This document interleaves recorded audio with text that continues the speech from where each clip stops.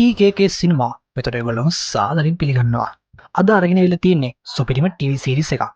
මේ කතාව නම් අනිවාර්යයෙන්ම කුතුහලයෙන් බලන්න පුළුවන් සුපිරිම කතාවක්. අද අරගෙන ඉවිල්ලා තියෙන්නේ මේ කතාවේ පළවෙනි එපිසෝඩ් එක. දවසට එක එපිසෝඩ් එක ගානේ සම්පූර්ණ කතාවම ඔය කට්ටියට මේ channel එකෙන් බලා ගන්න පුළුවන්. ඒ හින්දා channel එකට අනිවාර්යයෙන්ම subscribe කරන්න. එහෙනම් අපි යමු කතාව පැත්තට.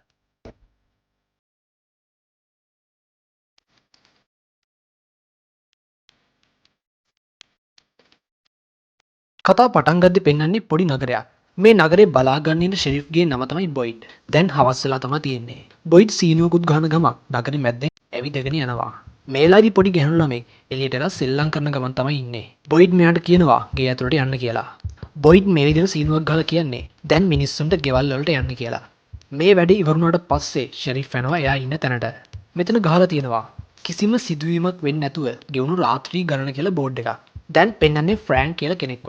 මෙයා මේ නගරේ තියෙන බාර් එකේ තමයි ඉන්නේ. මෙයා මේ වෙද්දි හොඳටම බීලා තමයි ඉන්නේ. අඩුම මෙයාට නැගිට ගන්නවත් බෑ. මේ වෙද්දි ෆ්‍රෑන්ක්ගේ බිරිඳයි ළමයයි එයා එනකල් බලාගෙන තමයි ඉන්නේ. දැන් හවස් වෙලා තියෙන හින්දා ගෙදර දොර වහලා දාලා මේ කට්ටිය ගිහ ඇතුළට යනවා. මේ පොඩි ළමයා කාමරේට වෙලා ඉද්දී කවුරු හරි කෙනෙක් එයාගේ ජනේලයට තට්ටු කරනවා.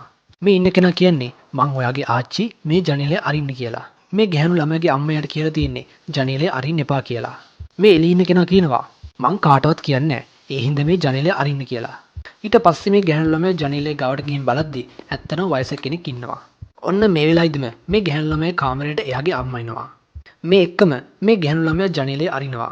එතකොටම මේ වයසක ගැහණු කෙනාගේ පෙනුම රාක්ෂෙක් බවට හැරෙනවා.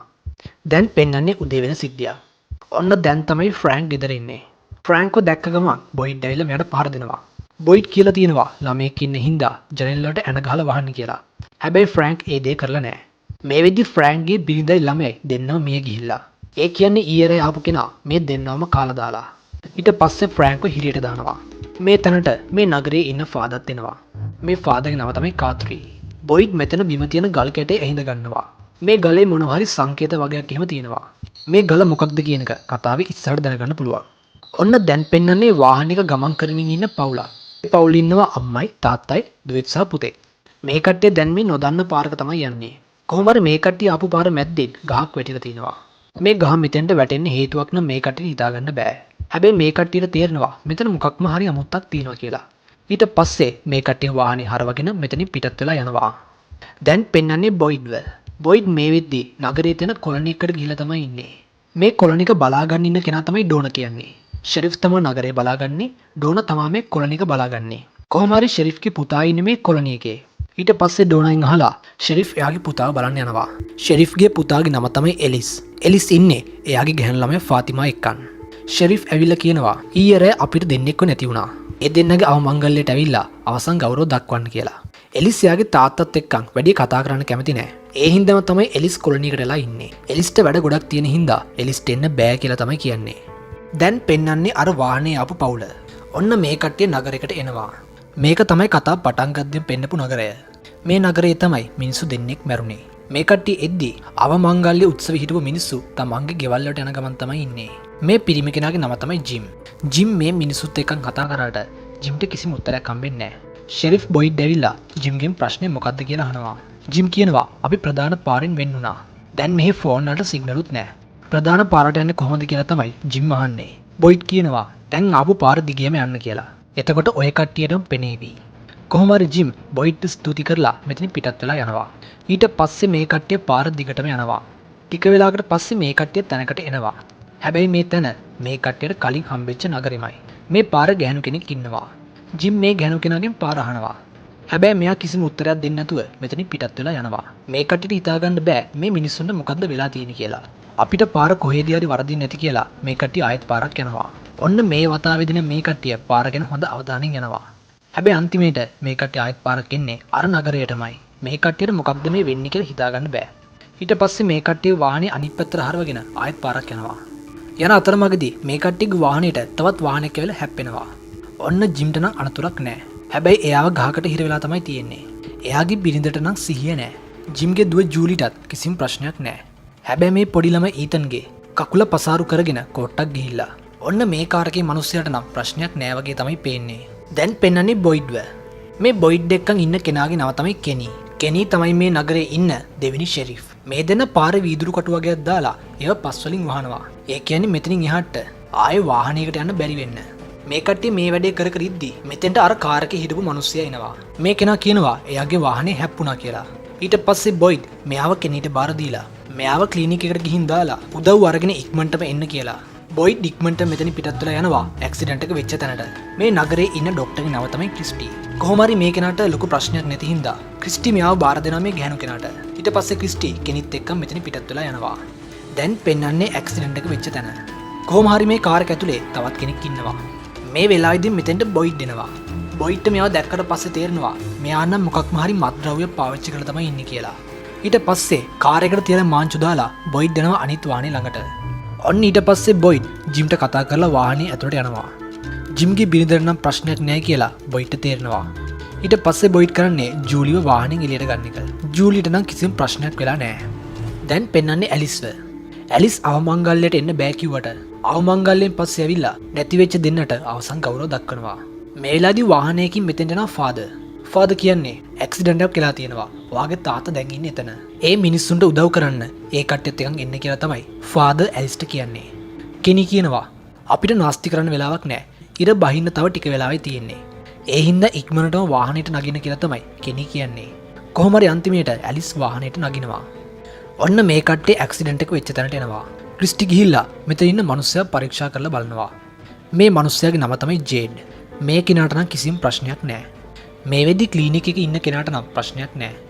මේලාදී මෙතෙන් එන සාරා කියන මේ ගැහණු කෙනා.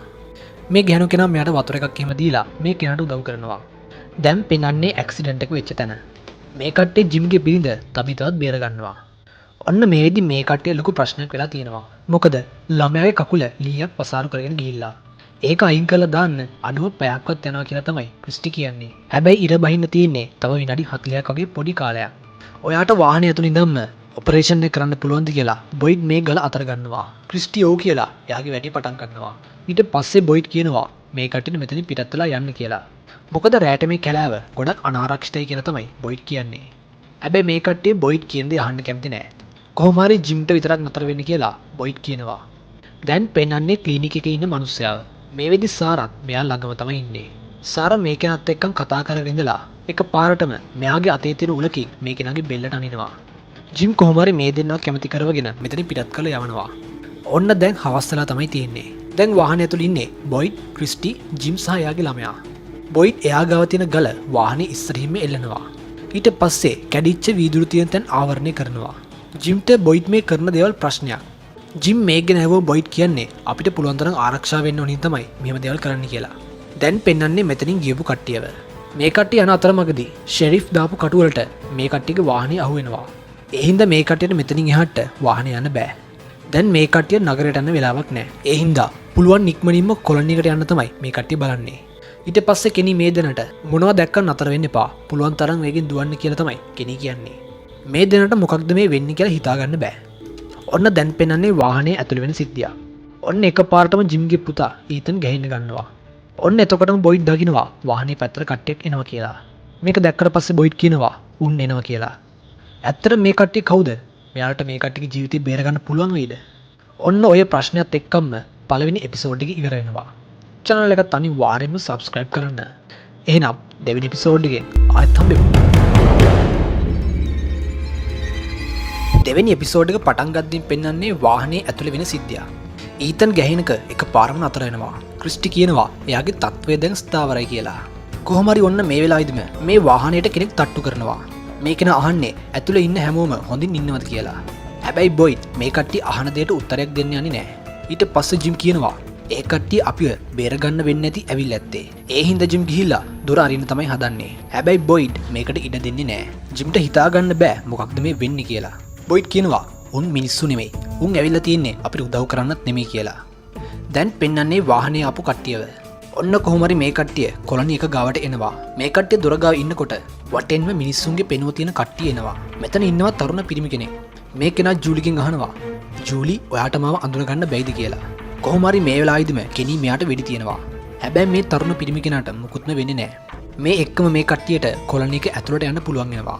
ඊට පස්සේ ඩෝනා කියනවා අලුතෙන් ආපු කට්ටියව ගැට ගහන්න කියලා.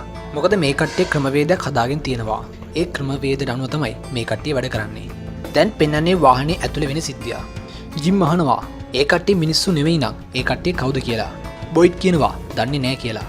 බොයිඩ් මේ එල්ලලා තියෙන ගල පෙන්නලා කියනවා මේකක් ගෙදරක එල්ලුවට පස්සේ ජනෙල් දොරවල් ඔක්කොම වහලා තිබ්බොත් එහෙම උන්ට අපි ළඟට එන්න බෑ කියලා. කලින් මේක වාහනයකට කරලා නැහැ කියලා තමයි බොයිඩ් කියන්නේ. ජිම් කියනවා මේක වෙන්න බැරි දෙයක් කියලා. බොයිඩ් කියනවා ඔව් ඒක ඇත්ත. හැබැයි ඒ දේවල් මෙහි සිද්ධ වෙනවා කියලා. දැන් පෙන්වන්නේ කොලන් එකේ ඇතුළේ වෙන සිද්ධියක්. මේ වෙද්දි ජේට්ට සිහිය නැහැ. කොහොම හරි ඉතින් මෙයාවත් ඇඳකට තියලා ගැට ගහනවා. මේ වෙද්දි ජූලි එයාගේ අම්මයි වෙනම තැන් දෙක තමයි ඉන්නේ. මේ වෙද්දි ඩෝනා ඉන්නේ තබීතා ඉන්න තැන. ඒ වගේම තමයි එයාට කියනවා මෙතන වෙන සිද්ධිය මොකක්ද කියලා. දැන් පෙන්වන්නේ ජූලිව. ජූලි ඉන්න තැනට වික්ටර් කියලා කෙනෙක් එනවා. මේ කෙනා නම් ටිකක් අමුතුයි වගේ තමයි පේන්නේ. කොහොම හරි ජූලි මේ කෙනාට නම් හොඳටම බය වෙනවා.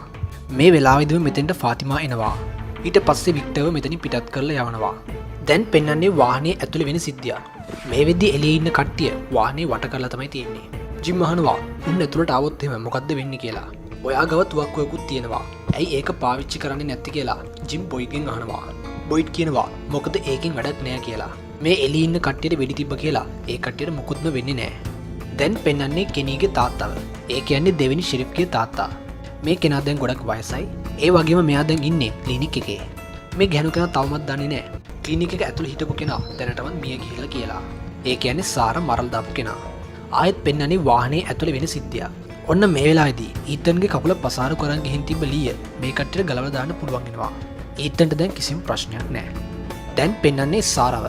සාර කෙනෙක් එක්කන් කතා කරනවා වගේ තමයි පේන්නේ. හැබැයි මෙතන කවුරුවත්ම නැහැ. සාර කියන්නේ මට තවත් මේ දේ කරන්න බෑ කියලා. හැබැයි මෙතන කවුරුවත්ම නැහැ. සාර ටිකක් වෙලා නිශ්ශබ්දව ඉඳලා අහනවා ඔයාට විශ්වාසද කියලා. ඊට පස්සේ සාර ගිහිල්ලා මේ කෙනාට ඇනුප එක ආයෙත් පාරක් ඇදලා ගන්නවා. ඇත්තටම සාර මේ වැඩේ කරලා තියෙන කිසිම කැමැත්තකින් නෙමෙයි. මෙයා මේ දේ කරන්න හේතුව නම් අපිට තාම තේරෙන්නේ නැහැ.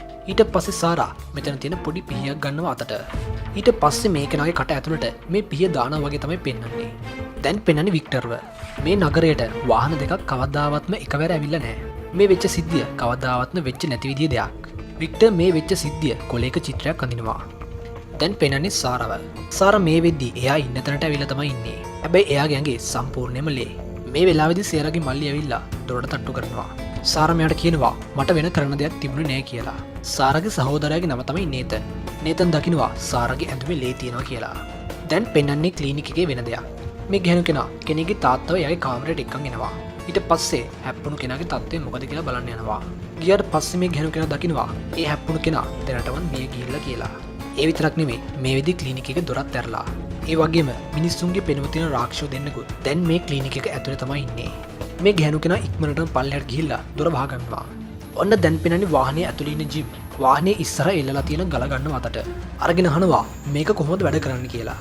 එතකොටම වහලේ ඉන්න කෙනෙක් වීදුර කඩාගෙන එනවා වාහනේ ඇතුලට. මේ එක්කම ක්‍රිස්ටිට ඇහැරෙනවා. ක්‍රිස්ටි මේ හීනයක් තමයි දැකලා තියෙන්නේ. කොහොම හරි ඔන්න මේ වෙද්දි උදේ වෙලා තමයි තියෙන්නේ. ඇතුලේ ඉන්න කට්ටියට කිසිම ප්‍රශ්නයක් නැහැ. ඔන්න බොයිඩ් ඇතුළු කට්ටියව එක්කන් යන්න කොලොනි එකේ හිටපු කට්ටියත් ඇවිල්ලා. දැන් පෙන්වන්නේ සාරව. සාර මේ වෙද්දි එයාගේ සහෝදරයා නේතන් එක්කන් කතා කරන ගමන් තමයි ඉන්නේ. සාර කියනවා එයාට වෙන කරන්න දෙයක් තිබුණේ නැහැ කියලා. එයාලා කියන්නේ අපිට බේරෙන්න තියෙන එකම විදිය තමයි ඒක කියලා. නේතන් අහනවා සාරගෙන් ඔයා මොකද්ද කළේ කියලා. සාර කියනවා මං දොර ඇරලා තිබ්බ කියලා. ඒ කියන්නේ ක්ලිනික් එකේ දොර. ඔන්න මේ වෙලාවේදී ක්‍රිස්ටි ෆාදර් සහ කෙනි එනවා ක්ලිනික් එක ගාවට.